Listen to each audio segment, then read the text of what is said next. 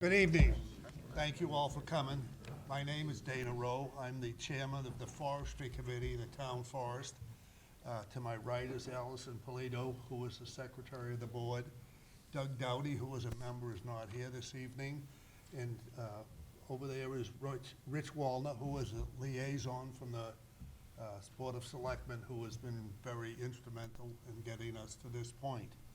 I'm going to give you a little brief history. Years ago in the forest in North Reading, we started a cutting program, a firewood cutting program, which was very successful for residents. After that, we went into a timber cutting harvest, which was also very successful. We had 3 phases, which approved by the state. We did 2 phases, which were very successful. The 3rd phase we did not do because of market prices for timber and COVID, so that kind of slowed us down. All the work up there so far has been done by volunteers.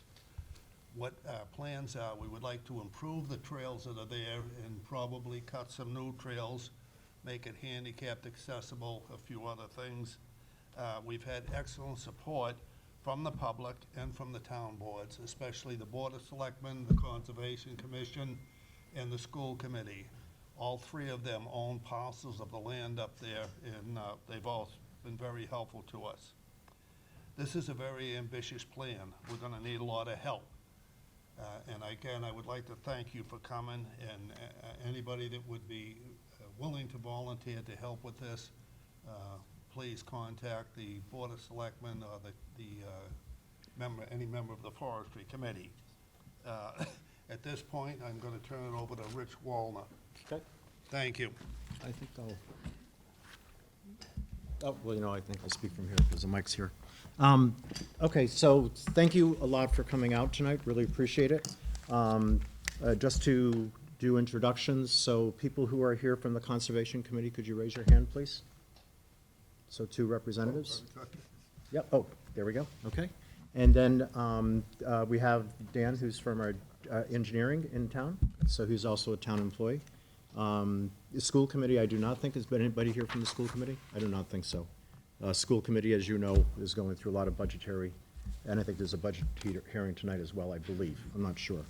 And then to my right is our consultants, so Brian Kuchar and Hannah Carlson, and they are in Falmouth, correct?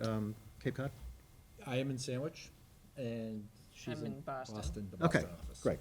And these are consultants we brought on to help us get through this. And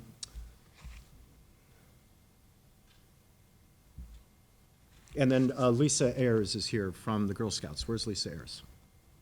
Oh, there she is. Okay, so Lisa Ayers and I had a conversation about 2-3 weeks ago because they are actually, we didn't know it, but they're working on a concurrent project at the same time to identify the trails in North Reading that the Girl Scouts are working on right now. So we already have a volunteer and all the girls that go along with it. So thank you for being here. Anybody else I left off? And everybody else, are you Swan Pond residents? Anybody who's a Swan Pond probably received our abutting? Okay, great. Well, thank you. That's exactly who we wanted to see. And I think you all received our letter, so everybody knew about it, and I'm sure you've been aware of it for some time. So Dana and I didn't talk about who was going to say what, so I'm going to kind of spin through here. But the areas that the Forest Committee historically has been involved with is the Swan Pond area, doing tree thinning, also the Smith property, and also Eisenhower. So that's been the general mission of the Forest Committee. And the only reason at least at the Swan Pond, there was 2 of 3 cuts that were scheduled. 2 or 3 cuts were done, but the 3rd one was not done because the economics wasn't there to be able to justify it. So that's why the 3rd one didn't happen.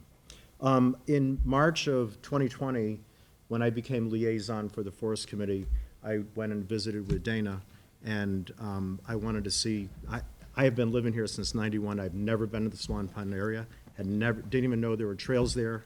I just had always heard about it, so once I became connected with Dana, I asked for him to give me a tour of the trails.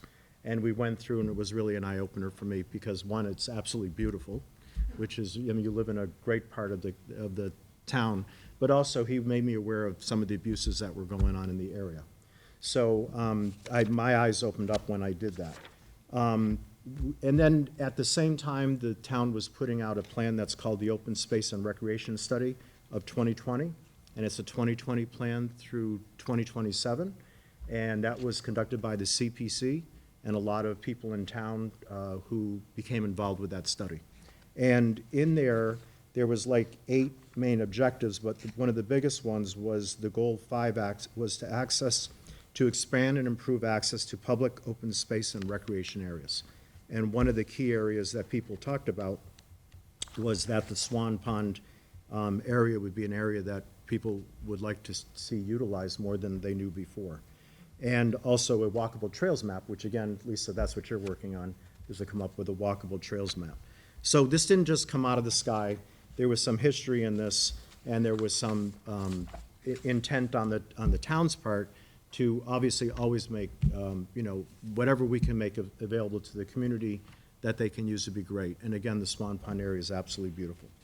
So then Ally went to she got to be our person who asked for money at the June town meeting 2 years ago. She made a presentation. The town is very generous and allowed us to fund the consultants that we have now. So we've been working with them under that capacity. And I don't need to do that, and you already talked about, so again, just to restate our objectives, the main goal for us is to preserve and leave the Swan Pond area in its most pristine condition possible, but to also make it accessible for people so that they can use it. So do no more than we have to do, but do as little as we need to do. That's the main goal, to make it safe for people, and to also, as you'll hear, we have, the rules would be rules that you would not be surprised at, but having motorized vehicles going through these trails is not a good idea for anybody. So that would be something that would be more controlled. There'd be more controlled. But we'd make it accessible with some reasonable amount of signage, but again, we're not looking, I know you mentioned in phase 3, we might talk about doing new trails, but really it's to memorialize and take care of the ones that are already in place and make it so people know where they're going. Okay, so for the agenda for tonight is, we've already done our introductions. They are going to go through, and I think it's already up there, so I don't need to say anything more. So I'll leave it off to, and we're going to, I think what we'll do is, it isn't a long presentation. I think we'll hold off on questions till the end, and then we'll have an open question and answer period. Now, if you feel like you just have to ask the question because you can't hear anymore, please raise your hand. But I don't think it's a terribly complicated presentation, and if you can hold your questions again, we can ask them, because I think a lot of things will be answered as you hear the entire presentation ahead of time. We've tried to be thoughtful and respectful of the community we're working with. Okay, everybody good? Okay, great. Brian? Thanks, Rich. Can everyone hear me? I'm not sure if the microphone's on, but I think I have a pretty loud voice. You're gonna have to go for a loud voice. Yeah. That's okay. Both of us are pretty loud speakers, so I don't think that's a problem. Just a little bit about our firm. We're from the Horsey Witten Group. We're an environmental design and consulting firm. We're a mission-driven firm, and the projects like this they're really well suited for our skill set and for what we love to do, because we always look to preserve, protect, conserve, and restore natural resources, and I think you have a wonderful asset here in the community. So we are very excited to be here. A little bit about myself. I'm principal, Horsey Witten Group. I'm a registered landscape architect and a civil engineer. And my colleague, Hannah Carlson, is also a registered landscape architect and does a lot of work on trail projects. And again, we love working with the communities to solve problems like this and to come up with sustainable solutions. Just a little bit of background on the scope and what we've been working on to get to this point. We started with a site analysis, which included visiting the site. Hannah was out there with a couple different field crews. We also had some of the town forest committee members, conservation, join us on site to get some familiarity. We did some GIS mapping, took some survey points, GIS points that were then incorporated into some of our site analysis planning. We located the existing trails that are out there. As Rich mentioned, we're not looking to make significant changes. We're just looking to organize and make this a little more accessible. And really the goal is to provide additional preservation and protection of what's already out there. Then following that site analysis, we go back and we come up with some layout concepts or trail layout options. Again, this is all based upon the existing trails that are out there now, just looking at trails that should maybe be abandoned and the other trails that should probably be enhanced and marked, again, to provide safety, accessibility, so people can guide themselves through this great part of the town. Then we're working on a land management plan that Hannah's been working closely with the Forest Committee and other members from the town. That will start to outline how this parcel should be managed. Hannah will go through some of this. You have some property ownership issues. It's all owned by the town, but different entities. So we just want to make sure that whatever the town decides to implement, that it's manageable and that we have the right structure in place for that. So all of that leads to this community meeting where what we're hoping is to get some of your input and feedback. We're hoping you're going to like a lot of what you see. We anticipate there may be questions and comments, or that you may have some things you want us to explain in a little more detail, or you may disagree with them as well. So again, that's the whole point of this. It's a very collaborative process, and we look forward to hearing your feedback tonight. Just for those of you, I think you're probably all familiar with where Swan Pond Conservation Land is. Is anyone not familiar with where it's located? So we have, this is your open space plan. It's the eastern portion of the town, obviously abutting Swan Pond, and it borders Middleton.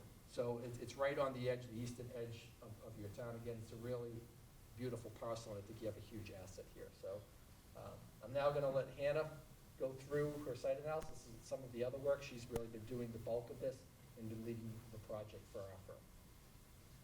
That's all yours, Hannah. All right. Thank you. Good evening. So I'm going to go through our site analysis slides, a lot of maps, and then I'll get into like the different trails as part of that kind of layout analysis that we were looking at, and talk about some precedent images and things. So I'm going to start off with the site analysis. As Brian mentioned, we went out there in the field and were able to GPS locate basically where we were in the field. Actually, no, I'm going to step back. Before I get into those maps, I'll just talk about this one that you're looking at right now. I'm like looking at you and you're looking at that, and I'm not looking at what you're looking at. So this is an ownership map. So as was previously mentioned, basically the town owns the majority of the area, the Swan Pond area that we looked at, but different departments kind of control different parcels. So there's the Conservation Commission, it's green, the town is orange, the school department has that pink parcel, and the Housing Authority has the yellow one. There's a little easement going over to Swan Pond that is the town of Danvers. That kind of hatching that you see over some of those parcels, this is really just that part of our site analysis was property research. And so when we went to the Registry of Deeds, those were the properties that we were able to confirm by deeds that were found during that process. And then ones that were not, we referred to the North Reading, the annual report summary of town-owned land. So that's just what you're seeing there, just to try and kind of holistically look at, you know, who's kind of responsible for all the different parcels of the site. So these are the maps that are getting into basically our field site analysis. And as I was saying, we were able to do GPS located like points while we were walking around, and also lines to track the trails. We were able to gather a bunch of GIS layers to use as a base map.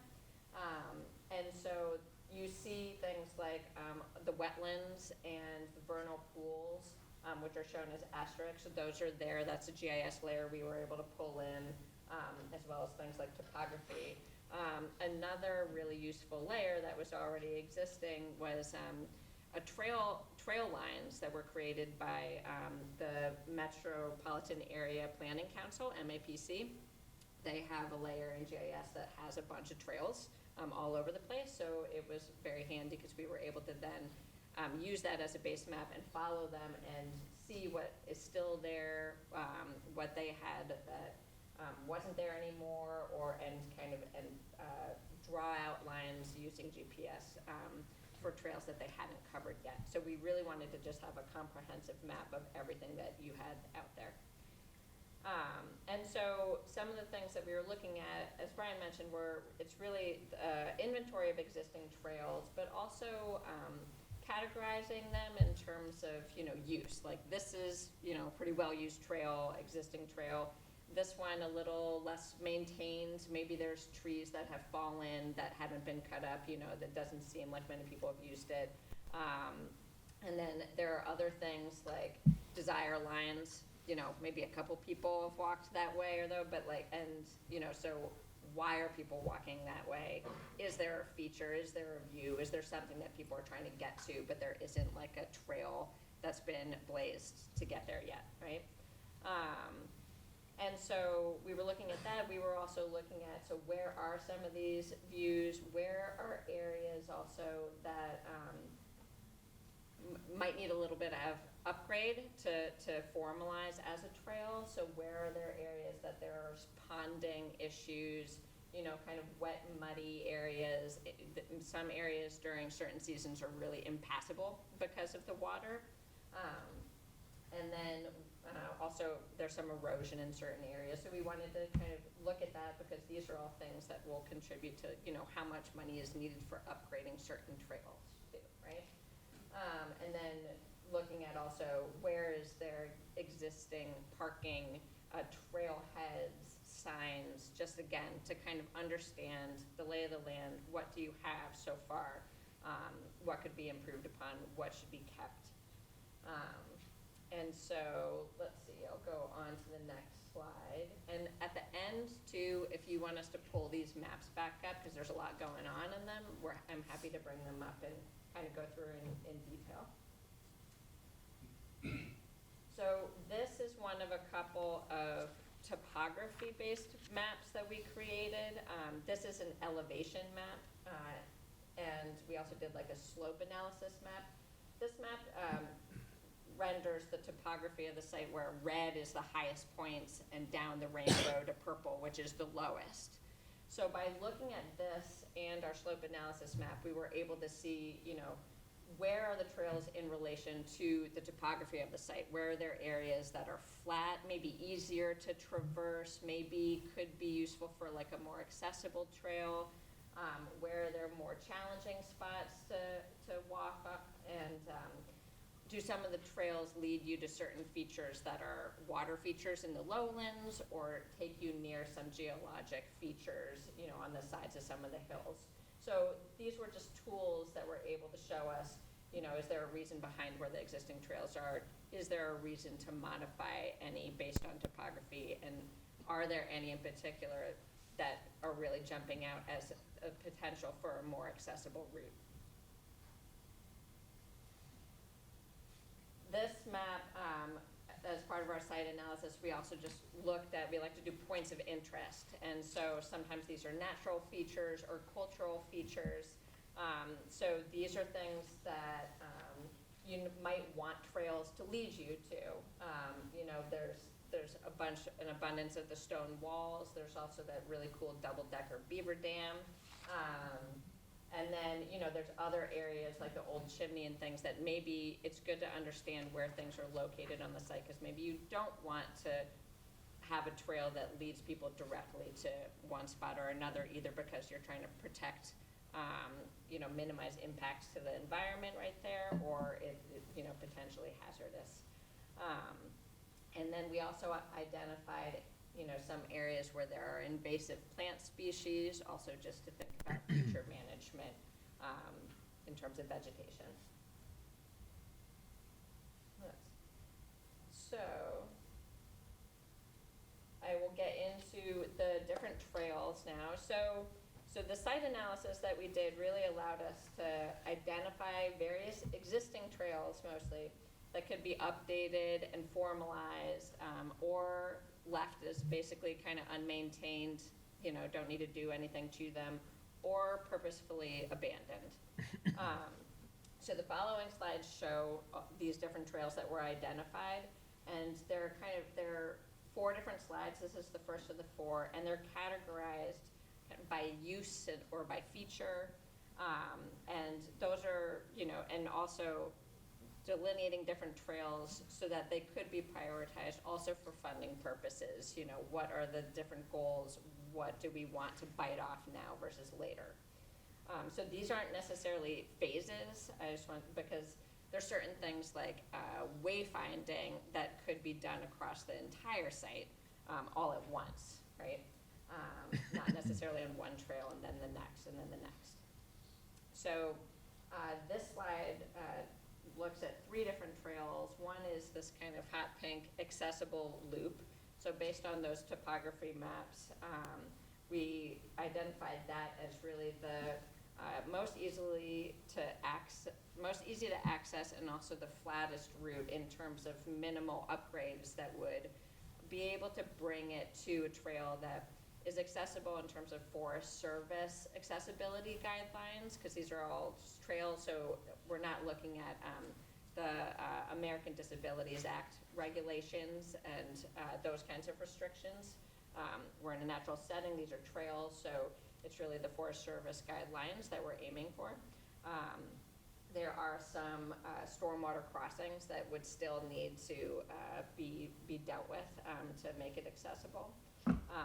But that one, and it's pairing with the end of Fox Run Lane, and it's already got the most formal entrance, is the reason behind kind of calling that out as the accessible loop. Let's see, and then there's the Swan Pond Road Access Trail. So I'll go through these in a little more detail too, but the orange with the purple touching to Swan Pond Road is really bringing people from Swan Pond Road through trailheads and connecting people into the bigger area and into that accessible trail.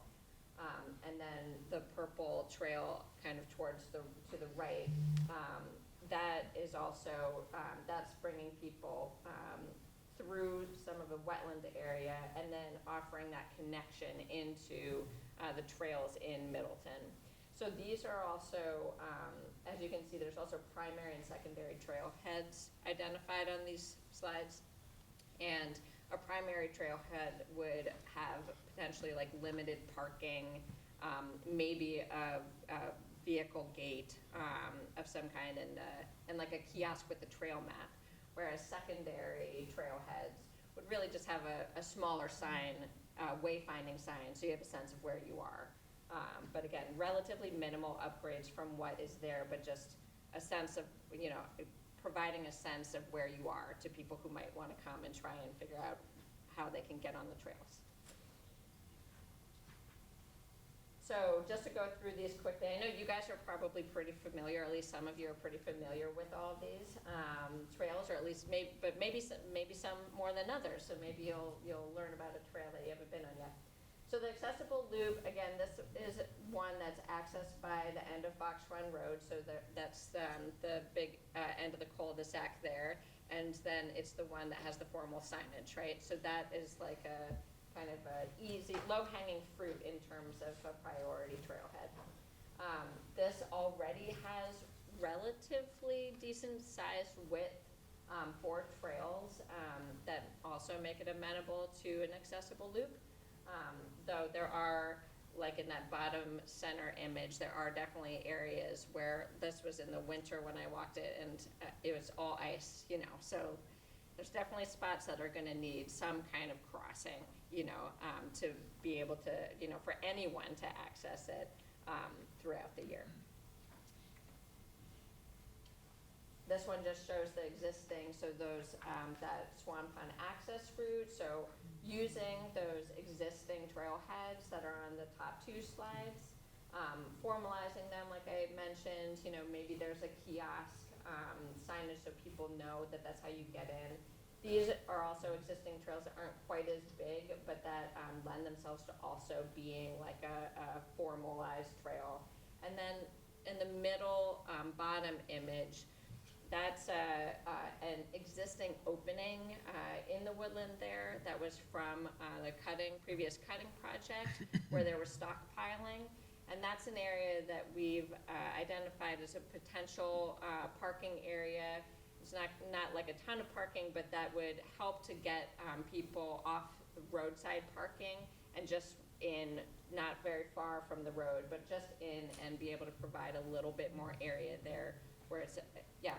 How many parking spots would that be, what's your guess? Yeah, I have a guess, that's my last slide I'm gonna talk about. It's gonna Okay. be, no, that's fine. It's about 16 is what I drew out, without hopefully cutting down any more trees or anything like that. Just a very, very sketch on Google Earth, you know. But that's like max. I was basically like, all right, if I wanted to put as many cars as it could fit in here, that's how many I think could fit. So, doesn't need to be 16, but it could probably hold about 16. Could we have questions? If you Yeah. have a question, write it down, and Okay. after the Yeah. presentation's done, then we'll answer all Okay. questions, if, please. Yeah, thanks, Dana. All right, so let's see. And then that connector trail that I spoke about, so this, that trail comes off of that intersection where Swan Pond Road goes to the left and Adams continues. And then there's a trail that goes towards the east there. This is also a spot that could potentially accommodate a couple cars or something, but again, as like a primary trailhead, it would have a kiosk, it would be accessible, and as you can see from pretty much all these pictures, there's some water to manage. I do think that at least for a part of that trail, it could also potentially be upgraded to be at a level where it's like Forest Service accessible, so that people can come in and get some of those views of those gorgeous wetlands in there. And then this also would be potentially the connector trail to the abutting community trails in Middletown. All right. So this just expands to 2 additional trails. There's the Ponds Loop and the Wetlands Loop. So these are kind of getting deeper into the site. The pond and wetland loops, like, you know, they navigate a few more water crossings, but they also offer these gorgeous views into these resources. The pond loop is the longest loop. Also, people like loops. And so it's the longest loop. It has already, you know, a good size existing trails. Actually, why don't I just go into so the ponds loop is here on the west side in the darker blue, and the wetlands is over there on the east side of Swan Pond Road. So as I was saying, Pond Loop is a little bit longer. It has some pretty like decent sized, you know, trails right now, relatively flat, easy to navigate, would require, you know, at least a couple of stormwater crossings, and especially across where that beaver dam is. And then it has a connector path right now, you know, that I think would just need wayfinding, something like that, but doesn't necessarily need to be formalized, but that does bring people up to Swan Pond Road. Not where we're saying there would be any primary trailheads, but just knowing on the bottom right-hand side, you know, that sign's kind of like, you know, doesn't help people to know that you can go in that way on an existing trail to get to the trail network. So again, just a little bit of light wayfinding could help in those situations. And then the wetland loop is in an area that does really have a different environment on that side of the road than on the other. There's a lot of wetlands in there. It's a little bit trickier to navigate. You're jumping over water and rocks. But you know, so again, the wayfinding in there. But these are just trails that we felt like were they're existing, and they're easier to kind of formalize as trails than other ones.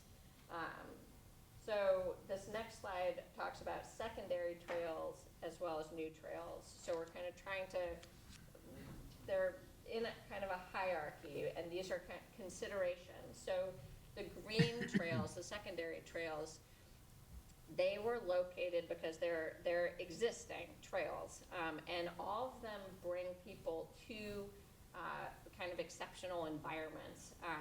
So the one on the western edge there, you know, there's this great moment where it opens up and there's all this sweet fern and goldenrod and things like that. And then the one kind of in the middle, it leads you to this other wonderful view of that bigger pond area. And then the other one leads you through the wetlands where there's all this plethora, you know, so these are opportunities where people are already using them, and I should probably do this as I'm talking about all these areas. These are opportunities to take what's a desire line now and decide whether they should be formalized because everyone's gonna walk there anyway because it's so beautiful, or to purposefully not formalize it, you know, maybe protect that environment, or to just limit the number of trails that are in the area. The two new trails are minimal. I'll bring this one up again. They're in yellow, and it's really just that these are also, they're new, but I'm pretty sure that people walk those trails. They're just not as apparent as other areas, and it's just that those are probably areas that people are gonna naturally go to get to the road. So again, you know, do you formalize them or as a new trail or not? And then the next level is the unmaintained trails or the trails to close off. So the unmaintained trails are the ones in dashed white, a little hard to see, sorry, but these again are trails that are there, they're existing, but no one's really tending to them, and that's probably fine. You know, a lot of them might be used by abutters, and, you know, it doesn't seem like, you know, there's really, you know, that many reasons to formalize them as a trail, but neither are there reasons to necessarily cut them off. Trails to close off, which are also a little hard to see, but they're kind of in gray and smaller. Those were just identified as maybe you purposefully, you know, there's ways to kind of put some vegetation on the trail so people don't see it as a desire line or a trail and stop using it. And it's just because a lot of them were kind of redundant. Some of the trails, and you can see here in the top right corner, you know, basically there were two trails that were parallel to each other, just like 10 feet apart at times. You know, those are just opportunities to limit the number of formalized trails you have so you don't have a big web of trails. There's less to maintain, and you minimize the impact on the environment. So those were kind of I think those are all of the different trails. Let's see if I forgot anything. That's it. And so this just goes back to that ownership map, just to touch on we looked very briefly at you know, the properties of the parcels that would potentially be able to connect the Swan Pond area with the Middleton trails. Technically, it's in Middleton, but in purple, as you can see, it's actually all the town of Danvers own those parcels. The yellow that you see going through there is all of that MAPC, the Metropolitan Area Planning Council maps trails. But again, just in terms of it, wanting to just highlight the potential for those trail connections to be formalized. Sorry to interject, what's the dark green? It's not labeled on the legend. The dark green is the light green with the hatching on top of it, so those were confirmed by deeds that we found. That's all. So that's just distinguishing. The light green is just that we didn't find a deed that said exactly, you know, that the Concom, you know, owns that parcel. But again, all of those were on the list from the town annual report. So we just wanted to highlight those connections. The two kind of pinker are the New England Power Company. So just in terms of like who would need to be engaged with to expand the trail network into the abutting communities. And then to that same point, we just wanted to throw that in there, and to the point that the Girl Scouts are working on trail maps, which is awesome. We went on All Trails, which is a really popular trail finding resource, just to see if any had been previously mapped.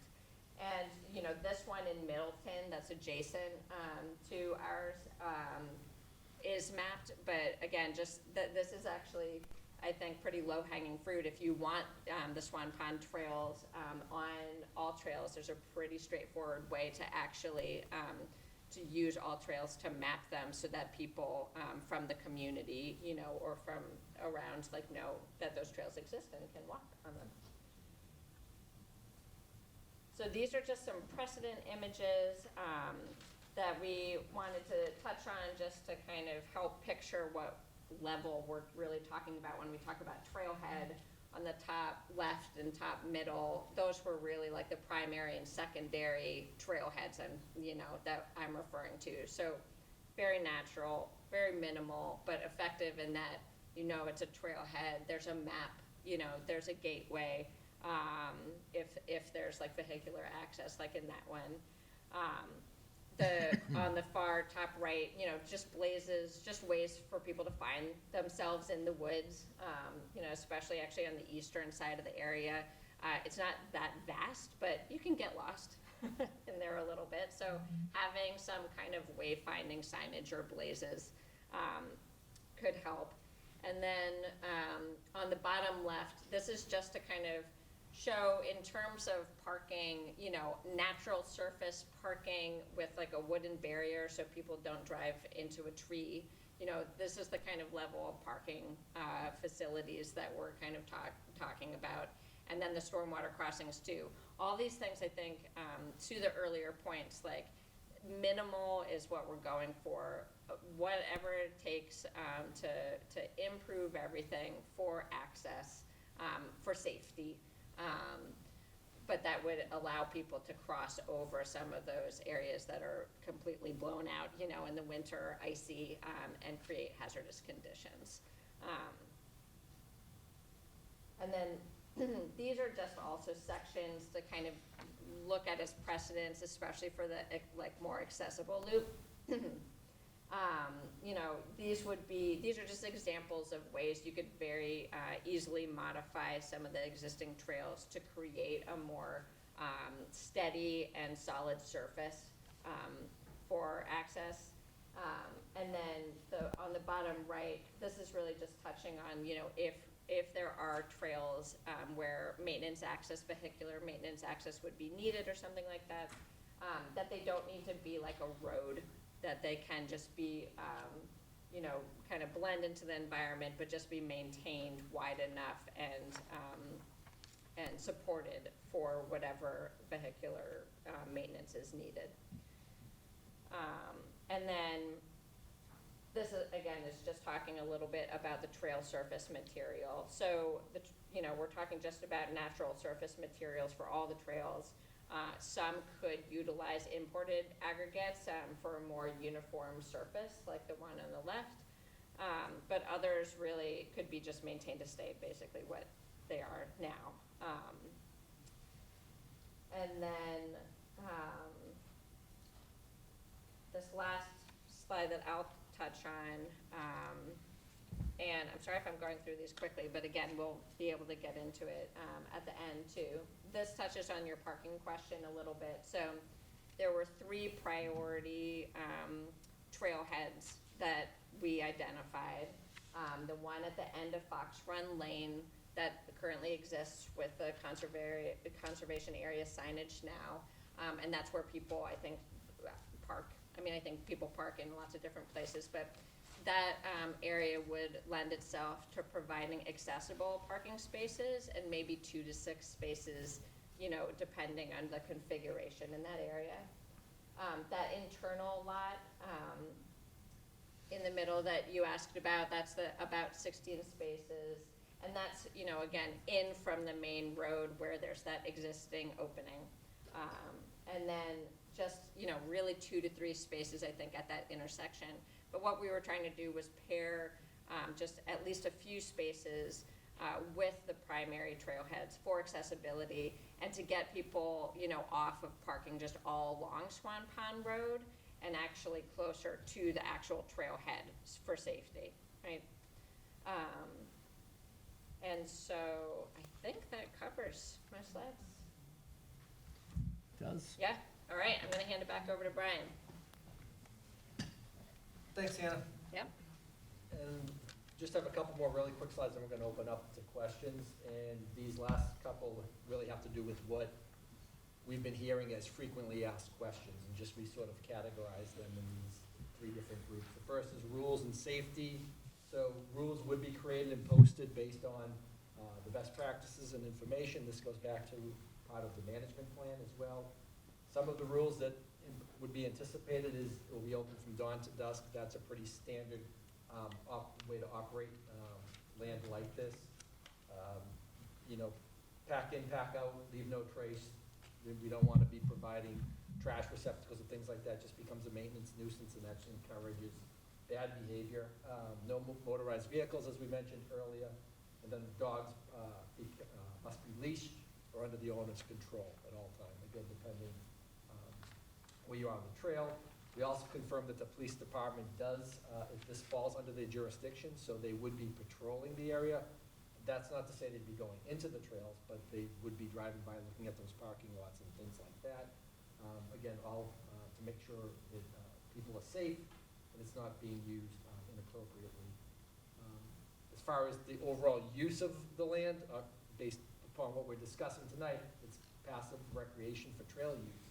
But there also would be firewood harvesting, as Dana mentioned earlier, and that would still fall under the Forest Committee's jurisdiction and be responsible for all the permitting. And then we would maintain Swan Pond access for this area. There will be no public access to the pond or the shoreline, as you saw in the trail layouts. The current exception for the Swan Pond is the property owners and abutters that will remain. And then the last one is, again, use and access. Hunting has come up, and we would need to follow the state and town laws. It would be bow hunting only, no firearms, written permission required, rules and safety precautions. And then they'd hope to establish local hunters group to manage this. That was one of the suggestions, and there'll be others in the final plan that we pull together. We'll require a bylaw to establish some of these things, and then the group will be responsible for giving written permission to a license to the hunters. And then on the management side, Friends of Swan Pond Forest Group would be formed. We always make recommendations like this for projects. I think trying to rely solely on the town and volunteers is a good way to supplement that, because we know that, budgets are always a challenge. So if you could establish a Friends group, that's usually really successful. An all-volunteer team for the area. There could be volunteer days annually to tie into Earth Day, which we just had, which a lot of communities do. Assist in the maintenance of the area, and then coordinate with the Forest Committee and the Conservation Commission. One of the things we probably should mention, because of these resource areas, they do fall under the jurisdiction of the Conservation Commission as well. That's another layer of protection as far as what goes on out there and what we can and cannot do within those buffers and along those resources. That wraps up our presentation. We'll open it up, and I just want to remind everybody that there will be one final community meeting. We hope to have the final plan done mid-May, June, probably early June. Post that plan, that you guys can then take a look at it, then come back for final Q&A and answer any questions you have. But that's pretty much our presentation. I don't know if anyone else up here would like to say a few words when we close. I think we'll just take the questions and answers, but let's organize this. We have a few microphones for the people who are watching on NORCAM. We want to be sure you're in front of a microphone. So if you have any questions, maybe you can just come down in front here, and I'll set up a microphone over here. So these are all working, correct, Eddie? Yeah. Yeah. So if I put one over here, why don't you just come on up and grab a seat, or you can pass it around. Gets a little clumsy, but who would like to go first? If it's easier, I'm gonna leave it right on the stand. I don't have a question. Okay, you don't have a question? Nope. Okay. Who has a question? Oh, okay, here we go. Hey, everybody, Chris Mabbitt, I'm the president. Please, just wait. Yep. Yeah, there you go. Okay. You don't even have to take it out. It's close enough. Okay, so then I'll sit down for you. Is that good? Chris Mabbitt, most people know me. I am the president of Mabbitt and Associates, an environmental consulting and engineering firm based in Stoneham, Mass. I'm also the head trustee of the Dogwood Lane Homeowners Association and represent the interests of all the residents on Dogwood Lane. We've had numerous meetings about this since we've found out about it. I've lived up here, specifically on Dogwood Lane, for 11 years. Personally, I have a lot of concerns. A lot of the residents around Dogwood Lane have a lot of concerns. I'm a big advocate for environmental sustainability, resilience, minimizing human impacts to the environment. One of my biggest concerns is now opening this up to a lot more people and a lot more eyes and getting a lot more foot traffic up here. There's a lot of very environmentally sensitive areas in this area. As you can tell already, there's a lot of free trailblazing that's already occurring, damaging a lot of environmental natural resources. How do you minimize the risk of all of that? Replanting, revegetating, more people that come up there, more people are gonna catch wind of these trails. There's gonna be a lot more traffic.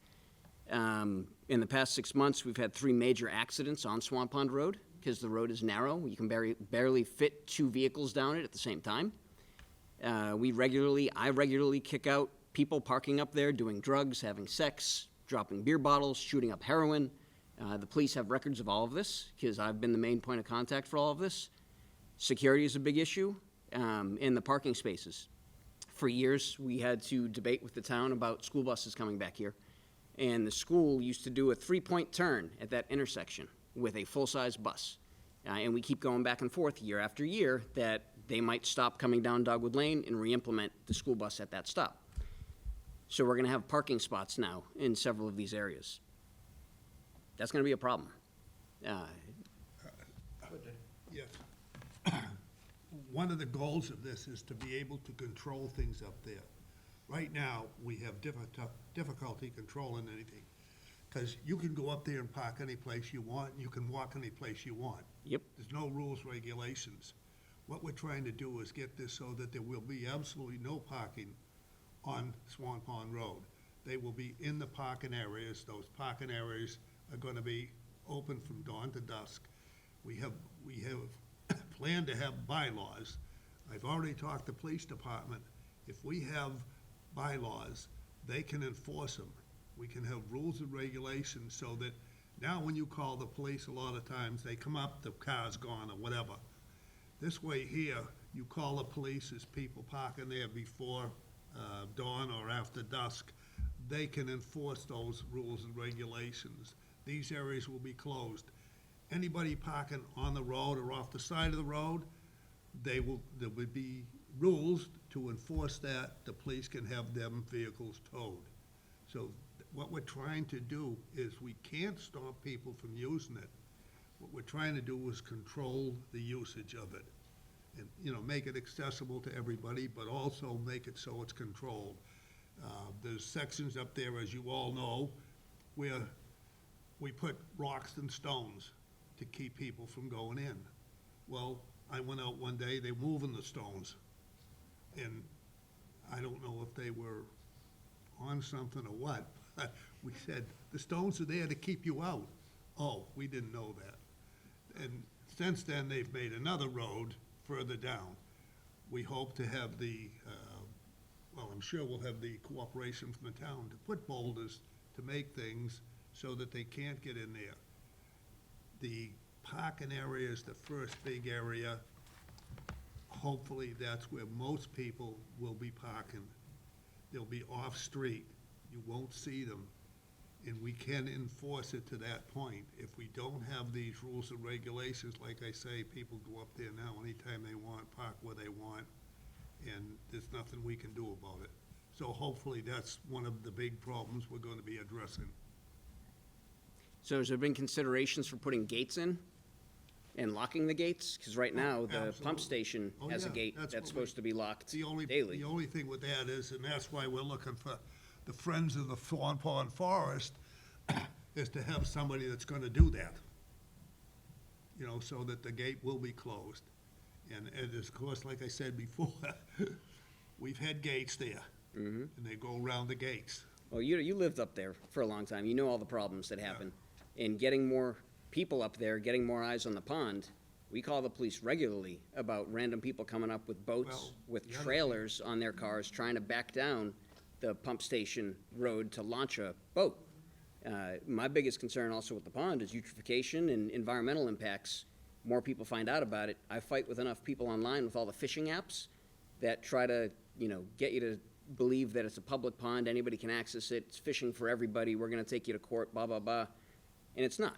The Swan Pond Association has an agreement with the town of Danvers that the Swan Pond Association will police the pond to ensure that the pond stays healthy, in fact. So some of these lookout points, are concerning to me and others, that it's gonna bring a lot more traffic to the pond. Well, like I say, we're trying to keep the No, I know. traffic down to the front end of the pond as much as possible on Swan Pond Road. And as far as the fishing goes, I've lived up there too, and I know what it's like. And I think if these trails are used by the people, it's passive recreation. Hopefully, the more people, you're not gonna have the mini bikes and four-wheelers running around, because there's gonna be people there that are gonna be going to the police department, are gonna be complaining about it. And if we give them, proper areas to park, these people, so far, everybody that I've met up there that's walked those trails and used those trails are very good, they're conscientious people. I agree with you. My problem is the dirt bikes and the four-wheelers and everything else. I have quads and dirt bikes and four-wheelers and everything, and I use them regularly up in Maine and New Hampshire. The groups of individuals that come here, most of them don't live in the area. They'll ride, I see chains of dirt bikes coming from across town, kids, cases of beer strapped to the back of them, tires, beer bottles, needles, all over the place. So I just want to say that we agree with all of Right. what you're saying, and that was Right. one of the big incentives for us to do this project, because So how do- without the rules and regulations and without making it a slightly more formalized area, we have no recourse to handle that.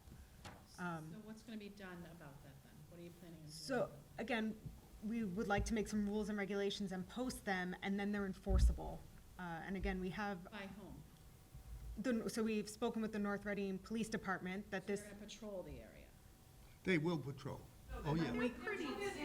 Yeah. I'm sorry, I can only take, wait a minute, I can only hear one person at a time, and even then it's difficult, so please. Please pass your microphone. So let me just finish real quick, because we have the same concern. So I call the police regularly on people up there because I don't want to get implicated in an issue or get into a fight with somebody or potentially get shot. Because I've seen too many situations in my life, and I deal with public meetings all the time, and I know the personalities and the tempers and how everything goes. Every time that I've had a discussion with the police, they'll come up, they'll take a look around, but by that time, people are gone. We can't hold people there. There's no license plates on dirt bikes or four-wheelers. How are they gonna implement keeping these vehicles out of there? We're gonna have police parking up there at night, waiting to catch people, or the local residents are gonna be responsible for calling the police when we hear dirt bikes? I think it's more than just local residents though, because as you have people walking the trails, But it's usually at nighttime. It's not during the daytime, it's at nighttime. I think I honestly, because I walk a lot of trails like in Andover and stuff like that, I mean, you just don't see that happening.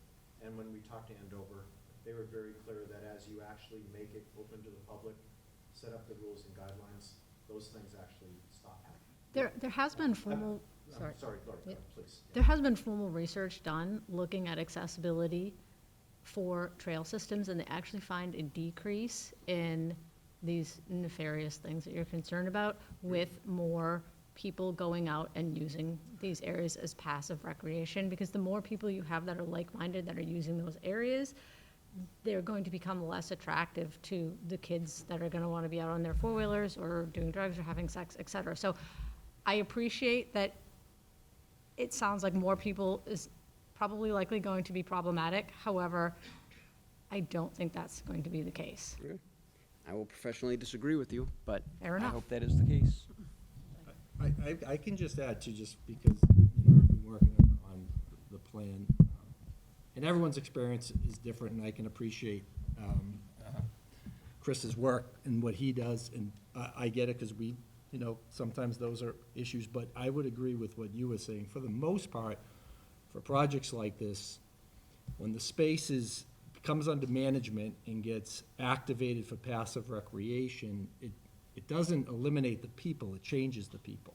that are going to use that space, because it's now no longer considered to be a space where nobody's going into, nobody's using. You can kind of go in there, you know, my home abuts conservation land, and it's very well managed and maintained. We don't really have a lot of issues, and I was on a board for when I lived in Newport that was exactly this condition, and then it fell under the Ballard Park. There was a Friends of Ballard Park, activated it, and now it's like this beautiful park. So I think we can't guarantee that this is gonna happen, you know, every case is different, but the past history and a lot of, project work and research shows that it can be done if it's thoughtful, and this is what your committee has really been trying to do, and I have to applaud them because they've put a lot of time and effort into this, and they really have the best interests at heart. They're trying to help solve some of these problems with a management plan that they think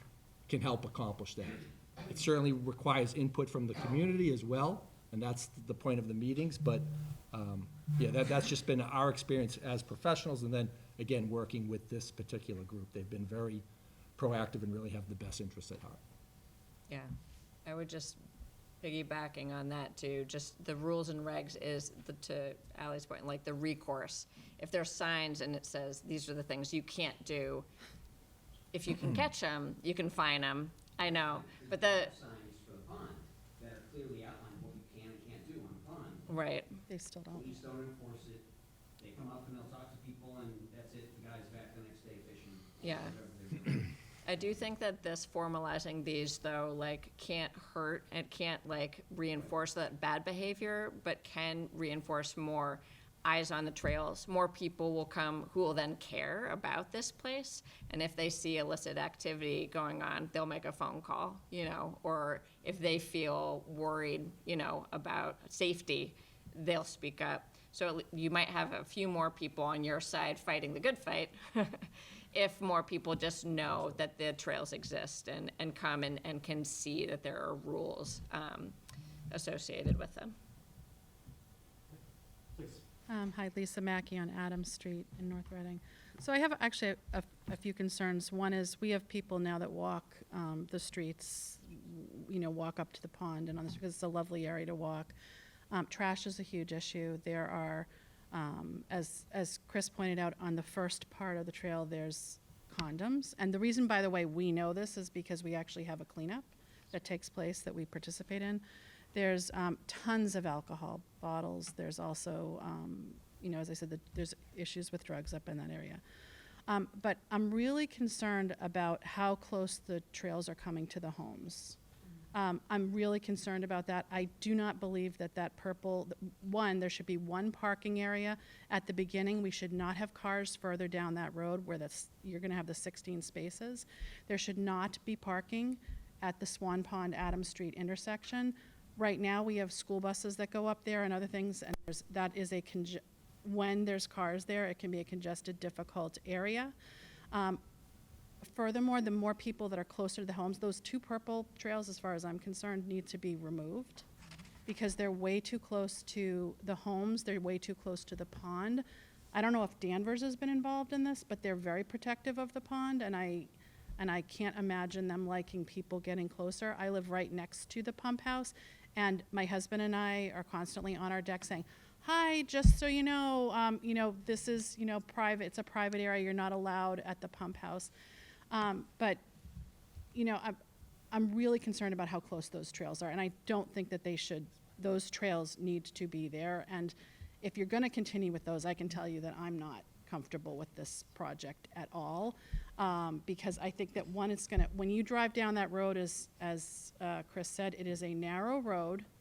You can't get two cars by there, and adding more cars at that intersection is a problem. I don't know how the Fox Run people feel about parking there, but I think there should be one parking area in that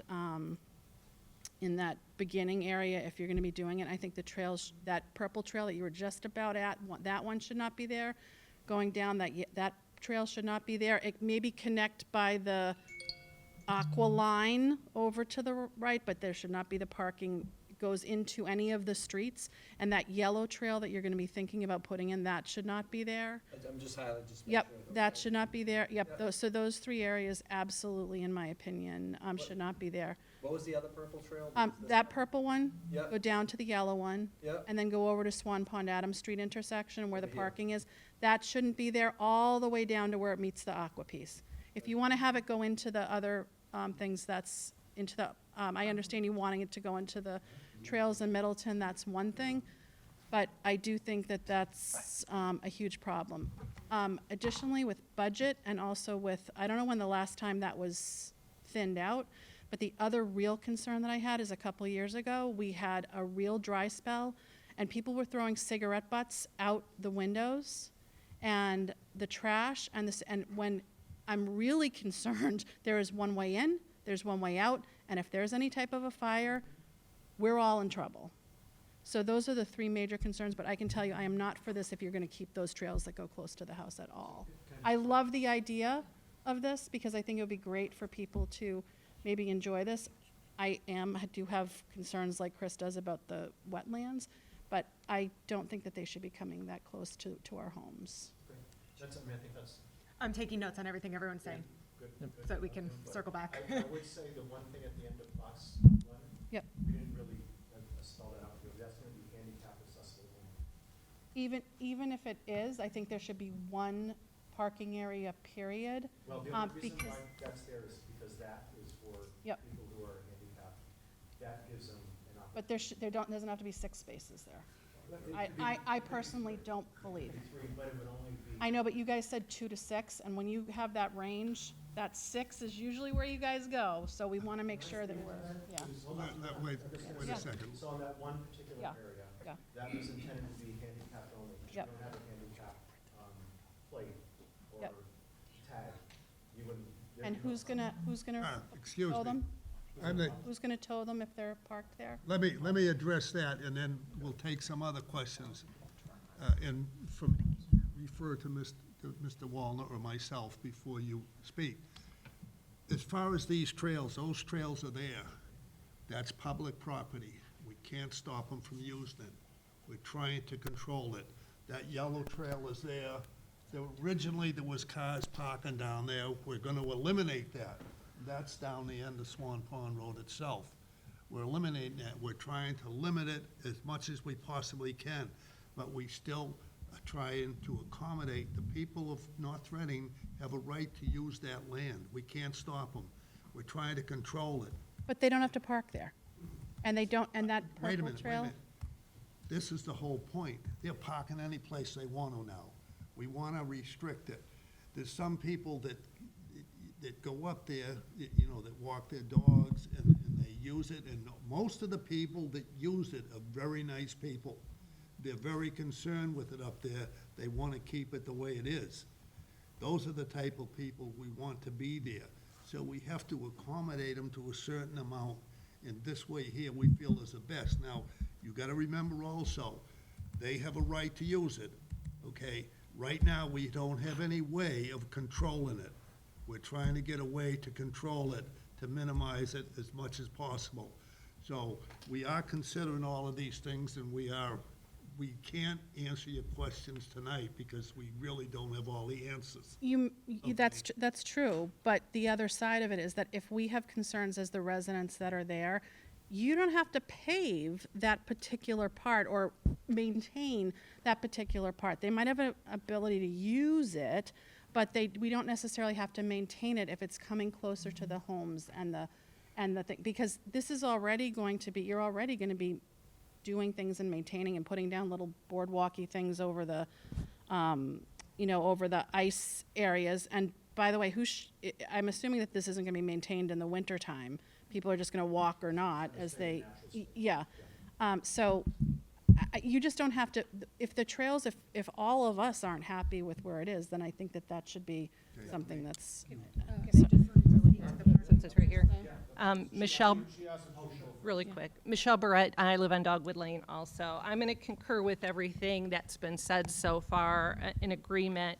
And I would just like to add, in earlier there was talk about having all the rules and regulations, the dusk to dawn, carry out, no firearms, you know, all that. Talking about this parking spot down at the intersection of Adam and Swan Pond, I feel that is so close to the neighborhood. You're going to have people walking to the pump house. You're going to be having people walk on people's private land. And when you talk about these rules and regulations, you don't need to have a parking lot there. Parking, the rule, the parking is up at the top where you have your 16 spaces. And it still gives everybody access to all of the trails, including the side over to Middleton. Just eliminating that purple one, you can still cross and go over to that aqua loop and then get over to Middleton. So we're talking about having rules and regulations that we're hoping everybody follows, but I think the same can be said with that parking area you're looking at doing at that intersection there. I think it's just too close to the homes. We already have a problem with people accessing Swan Pond from the pump house. You're creating a parking spot right across, practically across the street from it, for people to park and bring their fishing poles. And if people don't understand why Danvers is very particular about this, they don't want milfoil in the pond, like Martin's Pond. And that can easily be brought in on fishing poles, the bottoms of boats, and various things. And I think as a resident, I don't want a bunch of people walking up and down through the road that's in front of that goes through my property. And I don't think people probably on the Swan Pond site either. When you look at that yellow trail and that other purple trail, I mean, it really brings you right back up to everybody's homes there. Again, those trails, you could have a gate halfway up there saying private property. The other thing and this is just a question I have is, we talk about the Swan Pond Friends of the Forest. Who's going to do that? I mean, right now, the people who live up on the pond already try to clean the road, and we hardly can get enough people to do that as it is, let alone in an entire forest system. So who's going to be who's going to do that? Everybody, it's hard to get volunteers to do things like that. Actually, we actually have, the Girl Scouts and the Boy Scouts have already contacted us to be able to do something to take care of the trails, actually participate. So we do think we're going to be able to find volunteers. We're also thinking that, there's community hours from the high school, and that might be a good place for them to spend some of their time as well. So we, I mean, This gentleman. conversation with Lisa, there's a lot of interest from the Girl Scouts to do something. I know the Boy Scouts contacted us a year ago, and ready to go if we turn the switch, but we didn't. So I'm on the Martins, so I live on Martins Pond. In my backyard, I'm 30 feet away from people boating, kayaking, skating, ice skating, cross-country skiing, and then in front of my house, which is only 25 feet, I have people walking, strolling, running. I mean, we're busy. And at one point, we had jet skis on the pond. The town set up a bylaw, and now we don't have any more jet skis. And it's really well taken care of, and we never have a problem. But if you go further up Swan Pond past the pump house, that's all private property. Hey, wait a minute. That road. So you're going to have people who freely can walk. I mean, right now people do, and we don't mind that. I mean, so people can enjoy it, except for when they leave their trash. But if you're having more and more people coming in, that's more and more foot traffic coming around onto people's private property. You have people racing around Dogwood Lane. Okay, wait a minute. This gentleman over here. Well, is next. let's answer her question first, or let's just say we took note of it, right? So we heard your. Right, so I think that's just a concern. And so again, when you have a parking spot right down there where the people are going to go in those directions. And the only other thing I'd like to add is and again, I think it's a great idea to have something for the people of North Reading to go to. I just have concerns about the trails closer to the pond. But I guess the other thing I would like to add is, will you be posting signs around people's properties that private property, no trespassing? I think that's a good idea. It's not something we've considered, but it's absolutely something we can consider. I think that's totally fine. I mean, that's not uncommon. When I do Goldsmith, there's certain spots here where they say, it's private property beyond this point. Okay, this gentleman here was next. She's next, and I got you. I got you.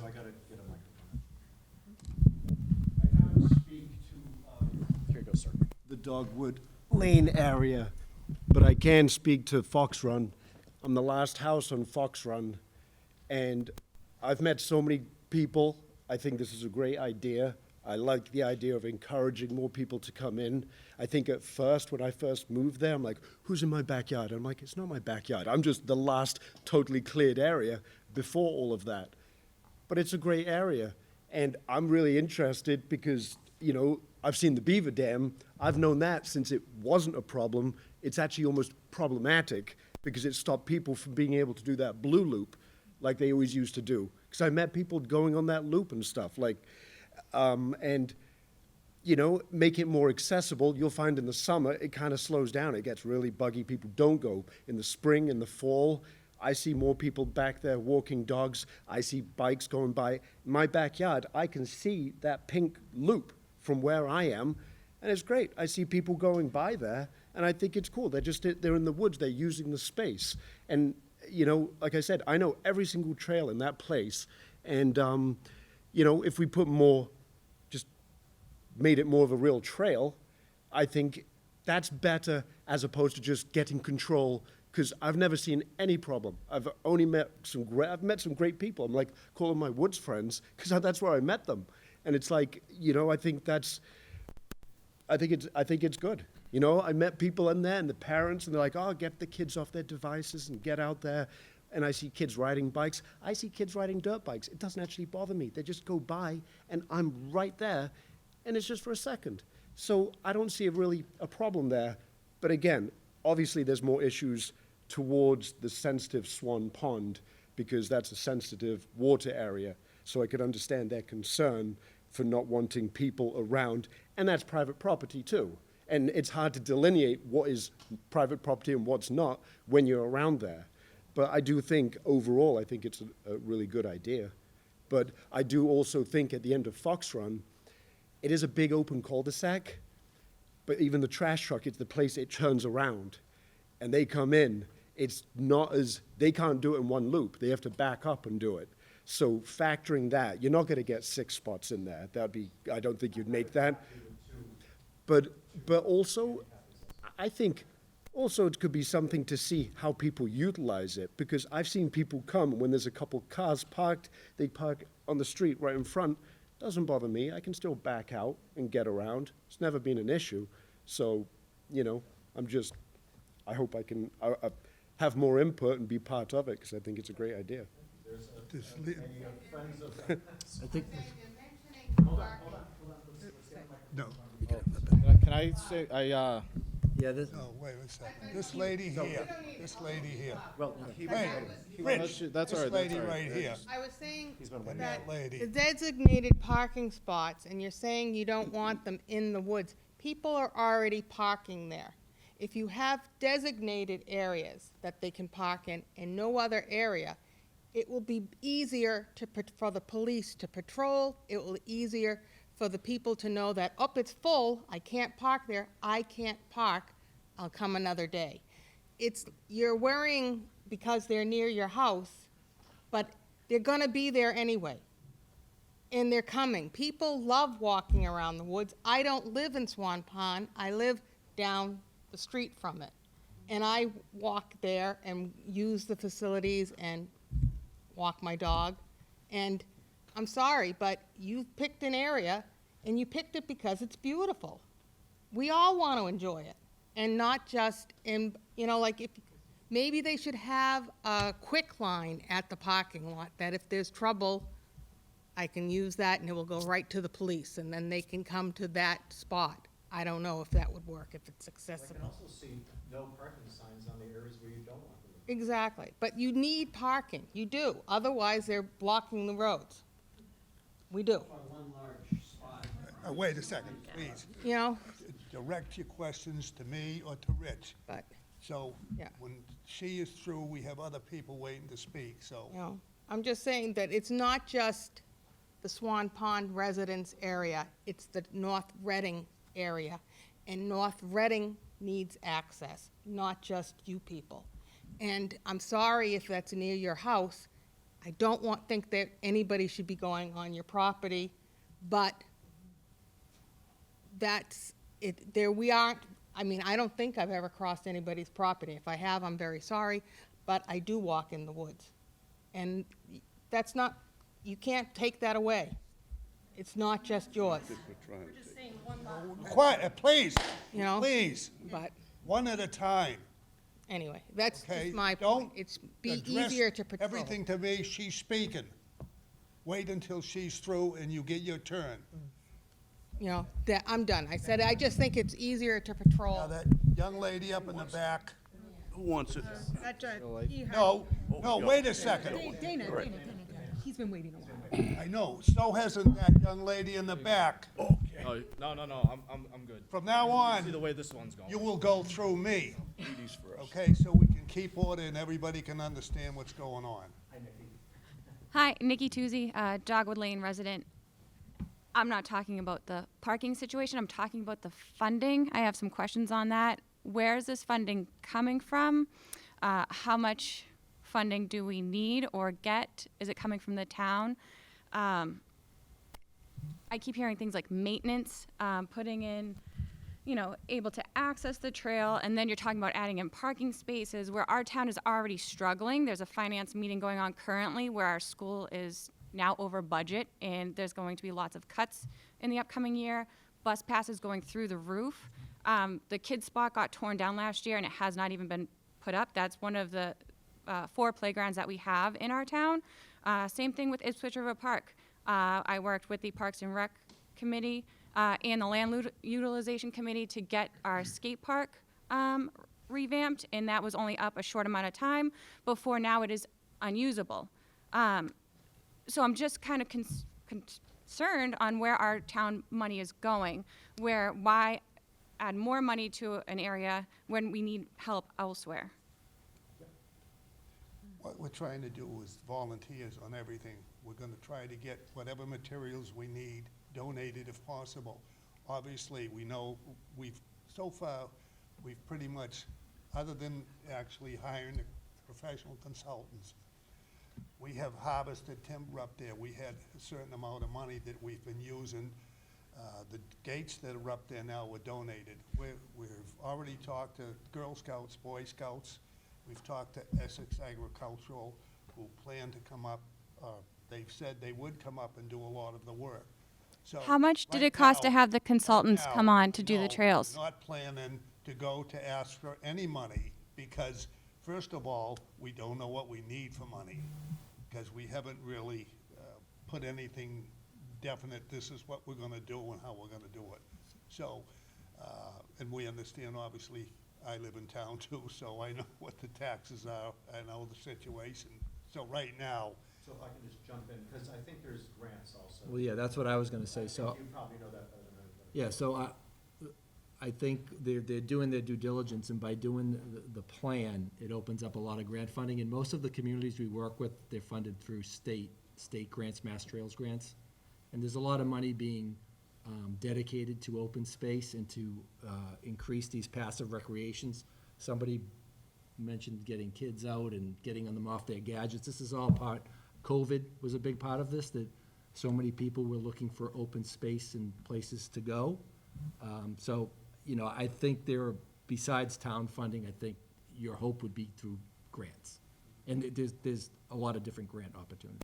And I'll just add, so Dana has a connection with Essex Aggie, so if we provide the materials, they can provide the labor, and we'll be happy to do it. That's the initial response we've got. But is the town gonna be charged for the maintenance throughout it? Like, who's gonna be in charge of that? Is that the town? No, it's gonna be self-maintained. It's minimum maintenance there. Yeah. We wouldn't be able to get any more town money without going for a vote, right? Like, it's not something we can just like bill. Well, I'm just, and also like with the road, because there's so many potholes. Would the road be maintained? Those are existing problems. We're trying to solve. okay, wait a minute. Yeah, so that's my point. I live Gentlemen at here. 211 Swan Pond Road, which is very easy to point out because it's right across from the new trailhead. I follow along from pretty much the beginning, when this whole thing started, I was in some of the virtual meetings, and at that time, there was not gonna be any building of any new trails at all. There was not gonna be any building on is that the east side of the road, where the new loops are and to connect to Middleton? It was said in those meetings that was not going to happen. And now here we are, one meeting away from the final product, and we have trails all over the place, new and existing. That's a significant problem. The two trails, So just to jump in for a second, these were options that were brought forward, that were possibilities. Okay. Your feedback is helping us to I'd be looking for practically the most conservative way we could open that up, get it, get the signage up, get the rules and regs, and then if we decide as a community to move forward, meeting with your input, we could do things that make sense, but if you're saying, certain things need to be restricted, we can certainly try to do that, so, but I think they were giving 4 different options, is what I heard, different scenarios. okay, Honestly, the reality is we couldn't do any more than absolute minimal that's there anyways in public existence. to touch on that, there was a comment tonight that there was still gonna be restricted access to the pond, yet there's a brand-new trail that goes right up against the pond, Yeah. against town. That's not up against the pond. It's on the Not up road, it would against not cross the street, and we would absolutely do posting there. I understand that, and I understand the idea of putting rules and regulations in place for it, but in reality, all the issues that everybody's complained about, there are rules and regulations, there are bylaws, and there are mass general laws against littering, against indecent exposure, against lewd and lascivious behavior, against drinking in public, and all these things happen just because people know that that's not allowed, and they do it anyway.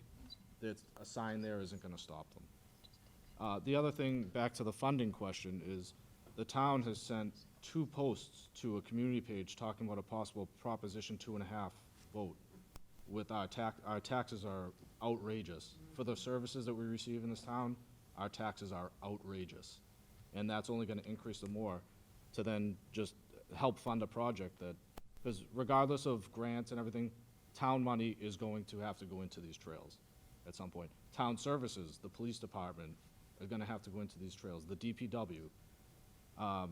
Someone else touched on the road. Swan Pond Road, past the split, about 100 feet down, is a dirt road that has to be resurfaced probably once a month. It should be done once every 2 or 3 weeks because the holes just reappear.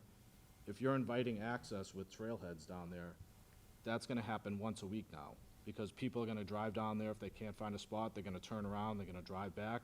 It is only gonna exacerbate a problem that's already out of hand.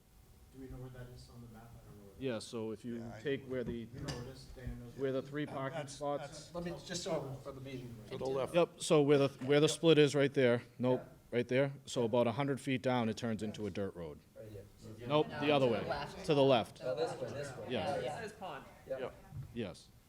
So all that from that point on is a dirt road, and the town has refused to pave it in the past. So That's not entirely true. There was there was a request to pave it, and the town didn't pave it. I've been involved, but, Would you, please, you have not been recognized. Please, wait, I'm sorry, okay? so, When he's, the town tried, this was like 3-4 years ago, the town tried to work with the residents, and that never been completed. No, I understand, because the town wanted the residents to pay. I understand that. So the town refused to pay to pave it, they wanted the residents to pay to pave it. So therefore, the town refused to pave it. I think, if I remember right, $150,000 to get that, so, but there was some resistance of neighbors. Because they didn't want to pay. there was You don't people, need to go there anymore. Yes. there was people at Swan Pond on that road that did not absolutely want any paving done on that road, and they own the road.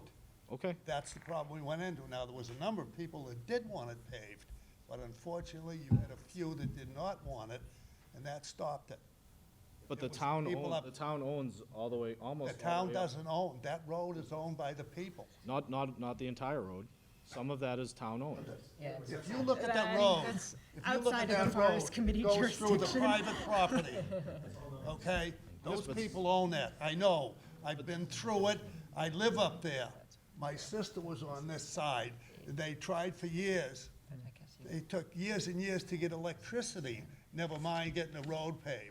I live at 211, and I do not own the road in front of me, and neither Well, does my at neighbor. 211, you So might the not, town- but I know where that the town road must goes own through, that. there's people that Because own the road. The parcel shows that the town owns Look that at, part of the road. I can't, we're not gonna go into that, because that's a separate entity, okay? Well, Now, it's not, it's One- connected because you're putting trailheads on that road. It's a completely connected discussion because I you're did- putting trailheads there. Well, yeah, maybe you were gonna say the same. I was just gonna say that, it probably wasn't super clear on the maps, but they were just identified, so the purple one and the two little trailheads those were tertiary trailheads, so I should have been more clear, I think. But basically, that purple one's an existing, trail that's there, and then the tertiary trailheads were really like, that you would barely have any signage or indicator that it was a trailhead in those locations. The most you would have is just so that people know that it connects into the system. But but no other signage would lead people to go that way. It's all about where do you place those wayfinding signs and where do you put blazing, just so that you know what by color. And then the yellow one was just because it's basically an existing desire line. Right, So I just meant we're not trying to blaze. But No, just I to know, be but clear this- too, nothing has been decided. nothing's been decided So, yet. we don't, so. This is great to get this, Right. the We- feedback. Those are put there because there's two things. We're thinking of connectivity for those neighbors too, that if they want to tie into the trail. Those trails don't have to be included. Or they could be unmaintained, like Right. that category, not formalized, Well, that- well, basically the like. yellow one is a new one, and that, I have an issue with that because we were told that there wasn't gonna be anything new added. Well, no, what that is, there is some line through there. It's not probably a very heavily used trail, but there's Right. some line. But again, it's not needed. And we're not, Yeah, you were at the hearing meetings, you. we get that. We weren't saying, we're recommending these new trails. We Yeah. throw them out there for exactly this reason, because if we didn't, someone may say, why didn't you connect I'd like to walk through there. So that's fine. We can take all this information and we can work with your committee and Say this incorporate project this. goes forward, there's gonna be maps created showing trailheads with parking, tertiary trailheads, secondary trailheads, and that's gonna be advertised, I would imagine, because the whole point is to get people to use this. So yes, I think it'd probably be. I think there's a serious issue with any But again, trailheads being. those trails, they may Those not be on with- they don't have to be on the map. Yeah, They- exactly. and It'd we may probably not- just be the parking. I know, we can only go with what was presented here and what's on the Yeah. map, and Right, but it's not final, so when we come back to you, what we show you would be incorporating those comments. So this is really, to have you guys comment is exactly the point of the meeting. right, now, this gentleman, and then her, and then you. I don't need a microphone.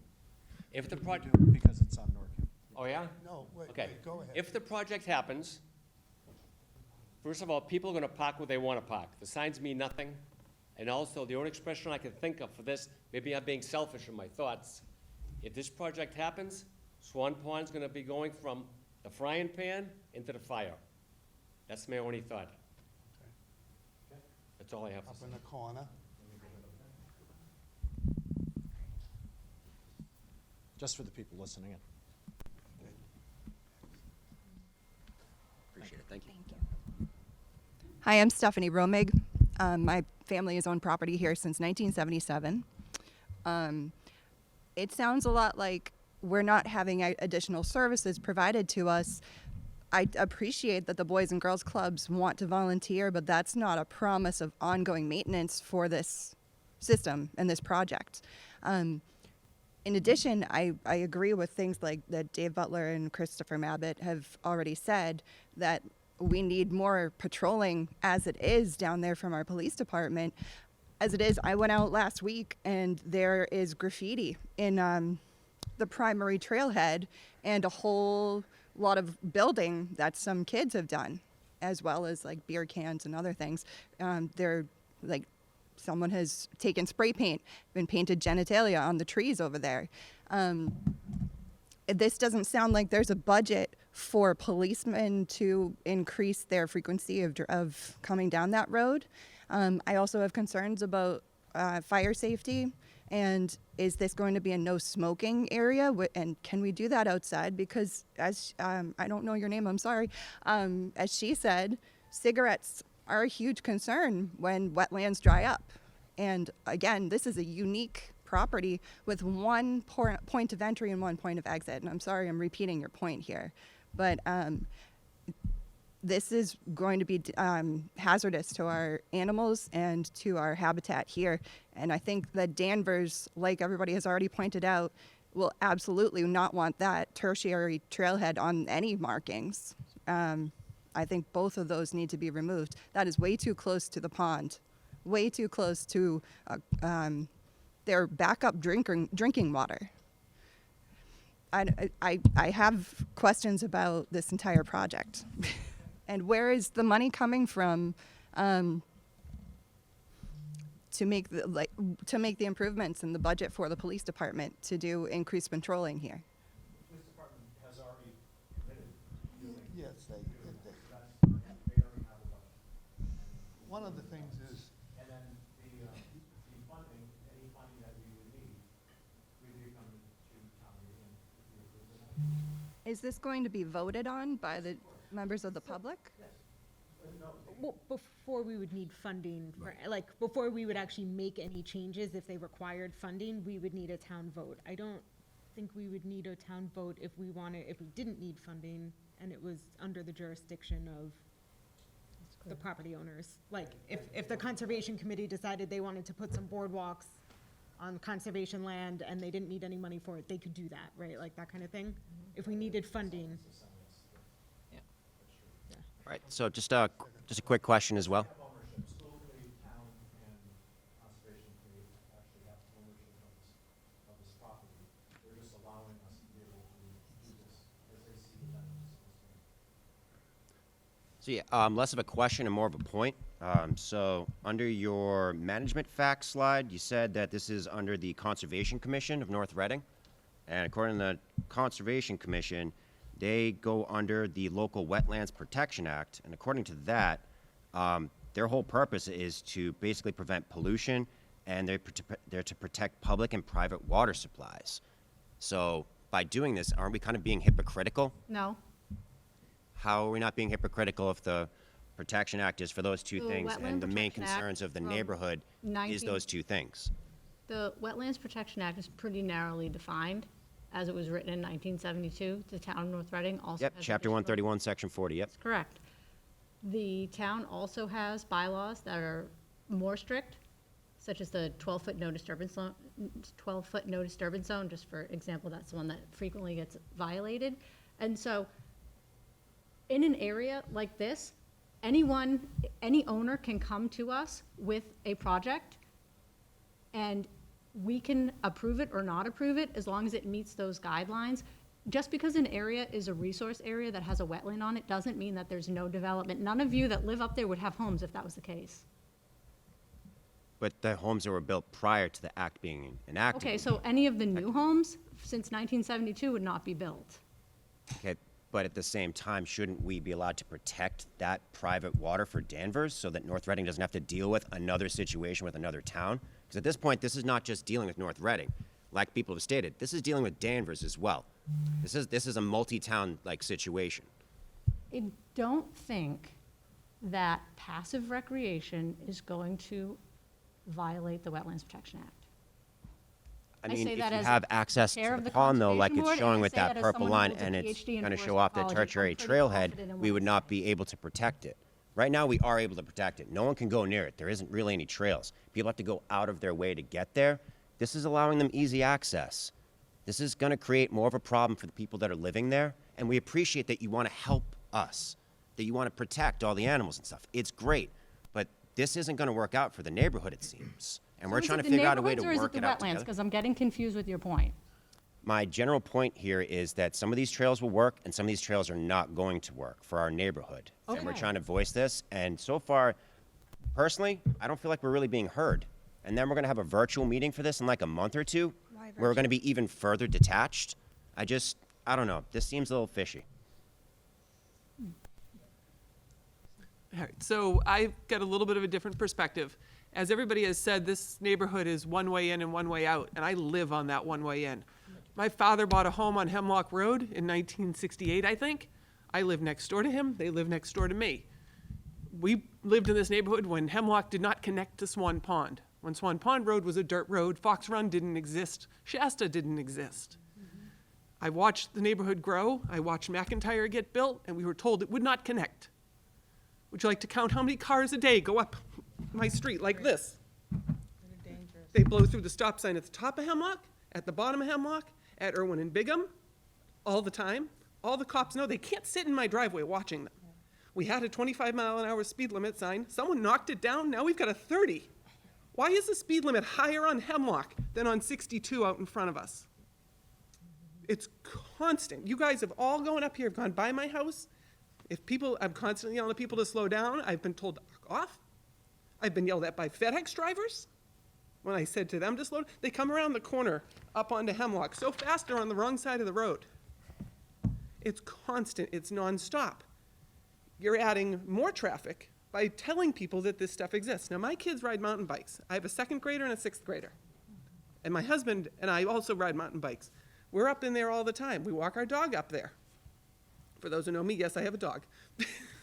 About 2 weeks ago, we went down to Bentonville, Arkansas. And those of you who study trails probably know exactly what I'm talking about. And we went on mountain bike trails galore. It was amazing.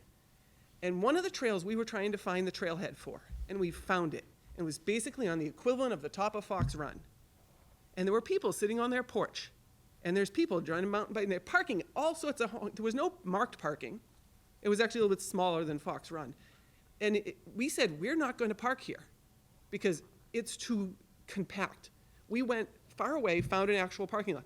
When I rode back to that trailhead, there were 6 other cars parked in that tiny little cul-de-sac because most people don't care what the signs say. If you mark 2 handicap spots at the top of Fox Run, they'll avoid those and they will park all around the rest of the cul-de-sac up there. They'll go up Swan Pond, they'll see the 16-lot thing full. I know nobody ever parks along the side where Harold Parker is when those lots are full, right? No, they park wherever they want. And I drive a school bus in town also. So I get passed almost daily by other cars going the other way. If you ever get stuck behind a bus on 62 down this end, it's me. But cars pass me daily. But unless I want to go to court to testify against that car and I have their plate number, the cops can't do anything. They can't follow me 24/7. They're not going to come up there every time someone calls and says someone's parked on the side of the road. Okay, we gate the parking lot. Great idea. 8 o'clock comes, one of the volunteers, it's their turn to go and lock that gate. There's 3 cars in that lot. What do? Lock the cars in? Call the cops, they call a tow truck. By the time they tow the 3 cars, what happened? Like, I'm assuming you guys run into this at other places. What happens? I inadvertently got locked in at a parking lot in Billerica trying to get to their BMX track last year. There was no sign saying it closed at any time. I came out and the gate was locked. They eventually found somebody to let me out. If I had seen a sign saying it was going to lock, I wouldn't have gone in. But either way, what happens with those things? Those become, as somebody said, increased cop calls. We have a limited police force. They already have enough to do. They don't need to be constantly coming up and dealing with people parked incorrectly and people ignoring the rules, which they're going to do. The dirt bikes, we don't ride dirt bikes yet, but the dirt bikes that go up there, past my house to get up there. I can tell you where most of them are coming from because I hear them start up before they leave. But they live right behind all of us, But the thing is, it was 6 or 7 years ago when my youngest one is almost 8. When he was an infant, we were walking around the neighborhood, and the dirt bikers would see me with a carriage, and they would slow down, or they would go a different way, and they're like, "Sorry, we're trying to be quiet. We don't want to scare the kid." Some of them weren't so courteous, but most of those same kids are a little bit older now, and they're not barrel-assing up and down the road. They're not shooting dirt. They're calmly going up the hill. Now, what they're doing up in there, whether or not they're supposed to be up there, we don't see much evidence of damage from them when we're walking or on their mountain bikes. We're not obviously up there looking for damage. We're not, knowledgeable in what is damage and what is not. We see the lovely artwork that people have spray painted on trees. We see the trash. We see that kind of stuff, up there. But it seems like there's got to be a happy medium between advertising to the whole world, hey, look, we've got these awesome trails up here, and protecting all of us who live around it, down below it, you guys are much more of an impact than me down below. But the stream of traffic by my house is enough already. I don't need a bunch more people who don't give a rat's ass about my kids and my dog and flying through,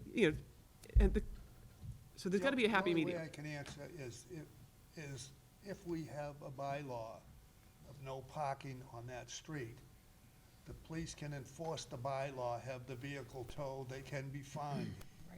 We have to have the bylaw, just like on your street. If there was no on-street parking, Yeah, then if it was a bylaw, then they can come and tow the vehicle.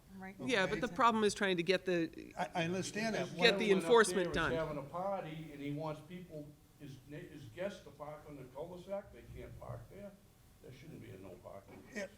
No, that's What we're talking about is, we're not talking about, the homeowners, people living there, but actually your street where you live.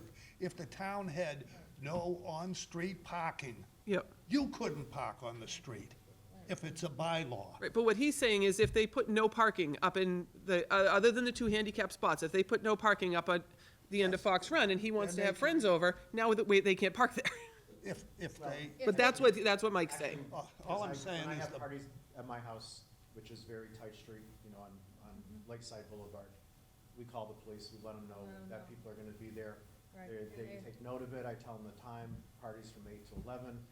They go by, they don't do what they normally would do. Right.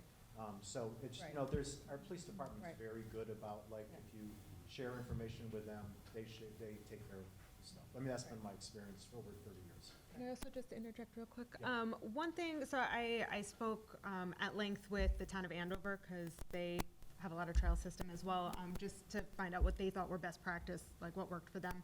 One of the things they have utilized is cease and desist letters from lawyers, like from their town lawyer. They have not actually had to take anyone to court, but they found just sending out letters, if assuming you know who the recipient is. But they have found that to be effective, like they've never had to send someone a second letter or take anybody to court, but that is like potentially something we could look into as well as, in addition to just calling the police for everything. Litigation over parking? No, but, yeah, like if someone is doing something that's against the rules, like carrying a firearm in the park or something, like, yeah. I'm just saying there might be other ways besides just calling the police for everything to help enforce these rules better. Because currently, like everyone is saying, they're not being enforced. Can I just confirm really quickly where you point, you see where I am? Yep, keep going down that road, Yeah. keep going down, stop right there. we're right That's my there. dad, that's me, and one more up is them. We're right there. we're those houses right Why- there. And you're saying people coming up and going this way? People, yeah. that's the only way people will go. People is- do you not know go up McIntyre to get in there at all. And you might have to, yeah. Okay. John Kilson, 255 Swan Pond Road. Since this is, the pond is controlled by Danvers, have they been informed about what's happening? Absolutely, 100%. Have they made any comments? No. No, they haven't? Okay, that was my question. Not at this point anyways. Okay, thank you. They have to be. And the pond, you gotta realize too, Yeah. that pond is controlled by the state. Okay, it's not controlled by Danvers or North Reading, it's controlled by the state. The state controls all water supplies in the Commonwealth. They in turn give Danvers the authority, if some of the signs that you can still read will give you what you can and can't do on the pond. And those are controlled by Danvers, which in turn gives the authority to the Swan Pond Association to see that those rules are upheld. The last police chief, I talked to him, he said anybody that's up there that's parking, where the pumping station is or is out fishing or boating that isn't supposed to be there, if we get the license plate, they will follow up with it. Okay, now, the new chief, I haven't spoken to him about it, but at least the old chief said if you take down the license, and I know it a couple times I did, and they notified the people that they were parking illegally and they weren't supposed to be on the pond. And there's no question enforcement is difficult. We're trying to make it easier to enforce the laws and rules and regulations. and we know it's difficult, but I think that we'll get better coverage by having, bylaws and rules that we can, go to the police and ask them to enforce. And I'll just add smart design, right? So your input, I mean, we're taking notes, right? We're taking good notes of what's going on. I see the consultants are taking good notes as well. So I don't think this is, you said we're not connecting. I actually think we are. This is why we had this meeting today, was to be able to hear the input. And, we'd be coming for a conservative plan going forward. Lisa, one more, go ahead. So two questions. One, based on a trail group of this size, what is the annual upkeep of it based on your experience? A maintenance cost, like, what, well, it depends, well, the only one that would really require would be the ADA, or the accessible trail. And that's the only one that would be maintained? Well, no, that would be the only one that would require anything about what I would consider to be a high-level maintenance. The rest would be trail maintenance, which is, it's hard to quantify, because it could be a tree has fallen down, you have to cut the tree to open the path. Let's just back say up. it's no trees, it's just the trails themselves. I wouldn't think you would need a lot of maintenance more than what's currently going on out there, except for the pink loop.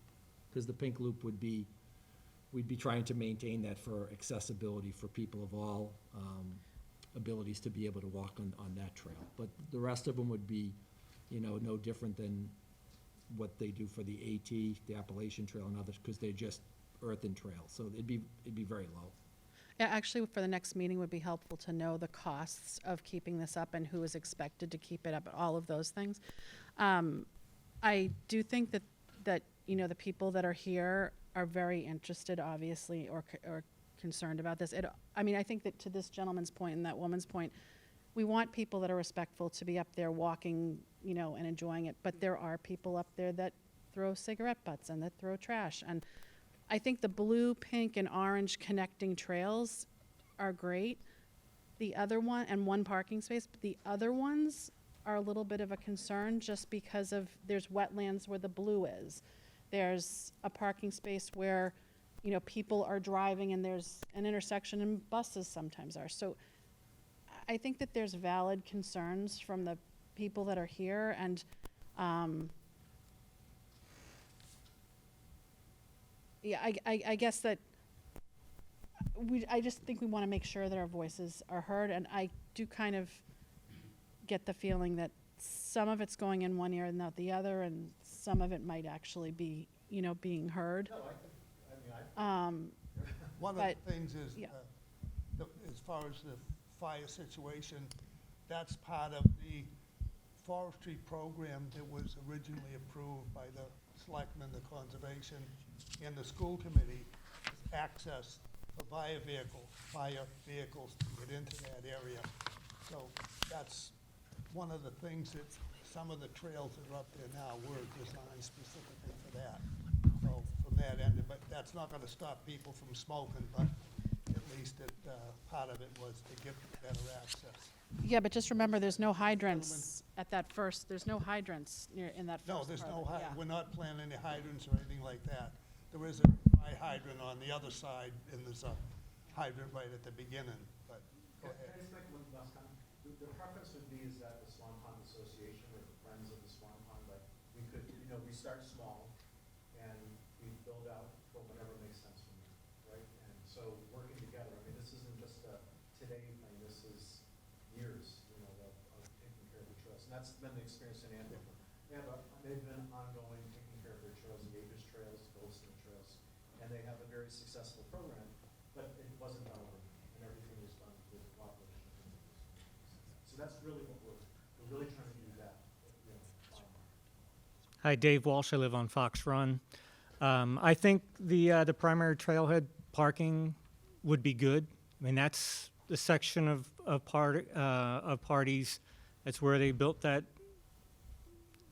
I kind of thought it was like a Scouts fort going up and was partially torn down. But the graffiti also, that's where there's dumping going on from landscapers.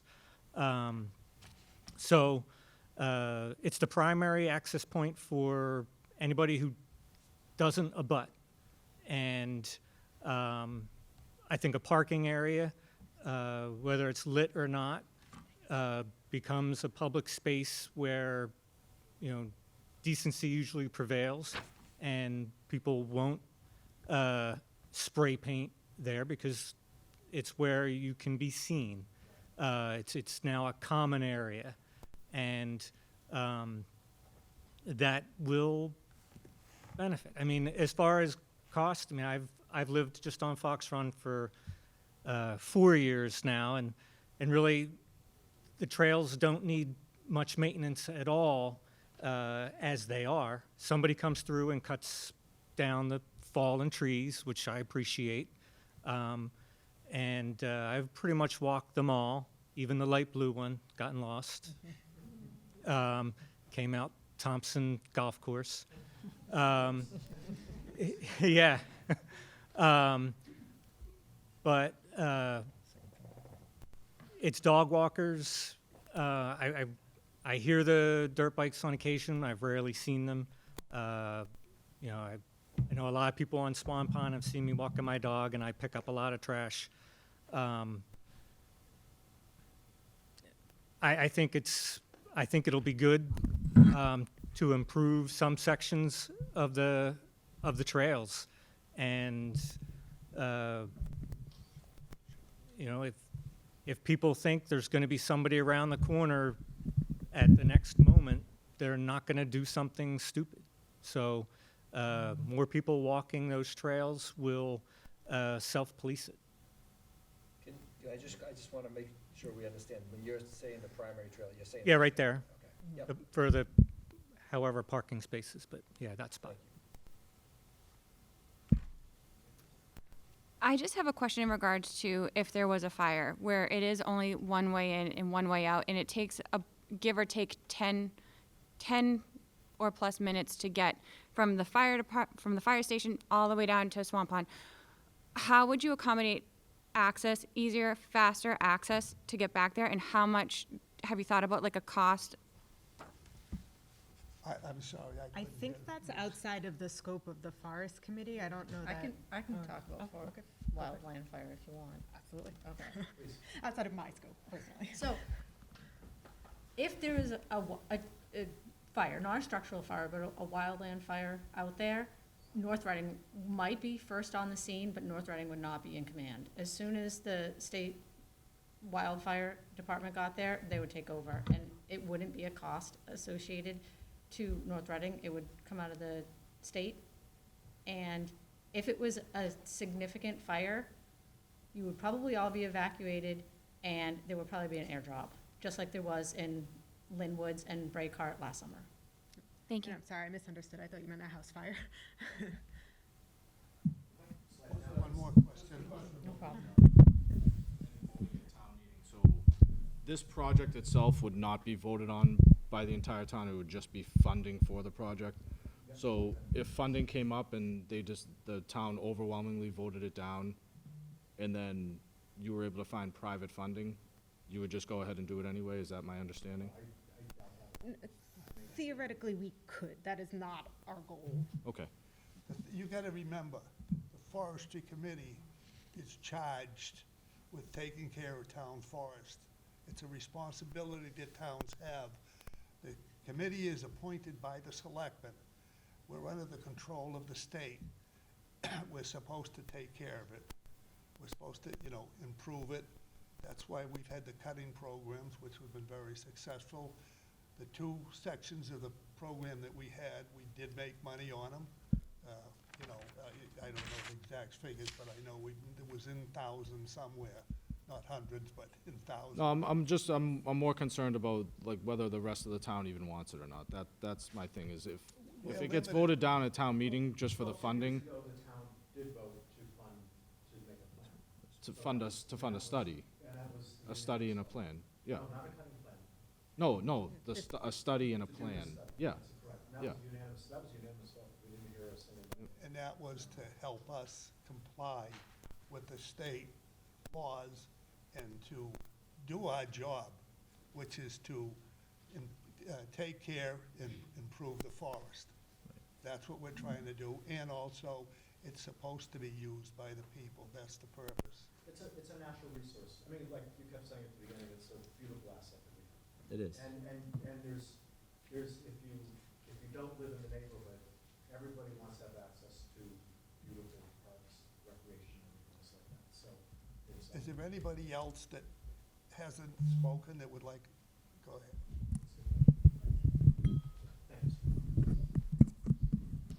Thank you. Chris Lippert, 201 Swan Pond Road. The things that I've heard, and I've been listening very carefully, and I've tried to attend the meetings, the parking area down near Adams and Swan Pond is a bad idea. It's too close to the water sources. There's just not enough room for the school buses to be there. The dirt part of Swan Pond is already marked as no trespassing, so I think that kind of removes some of the concerns you have about the trailhead in your front yard. It already says public water source, no trespassing, so people aren't supposed to go down there anyways. They do or they don't. The couple of really good ideas I have heard is that you're going to control the dirt bikes and the ATVs, which is a huge problem in my opinion. And if you put these trails in and it turns into a dirt bike mecca, I'd be pretty upset. That's kind of my backyard, and I don't really want that. The other thing that you did say, or I think I heard you say, was that you want to put permission for the deer hunters to be out there. I think it's a pretty good idea to either post or restrict access during hunting season. I don't know who's going out there in the woods, but I'm not sure I trust them because I simply don't know who they are. I do hunt those woods. I try to be very responsible, but I don't know who else is out there, and that's in some instances sort of concerning. So I'm willing to be on the Friends Committee if that's. Andover, just to reply to that, and you know this better than me, but we just spoke to Andover. They actually, the hunters that actually use the area set up their own little compliant, rules and regulations, and they're the ones who are making sure, because there's no guns. You can't have guns discharged. You can't do it in North Reading either. That's understood. Right. Yep. It has to be up in the stands, right? And it's the hunters who use it who care, which everybody does. They're the ones that control and regulate, and that's worked out very good for Andover, from my understanding. You'll find your bow hunters Yeah. pretty good So we can be people. counting on that, to help keep that.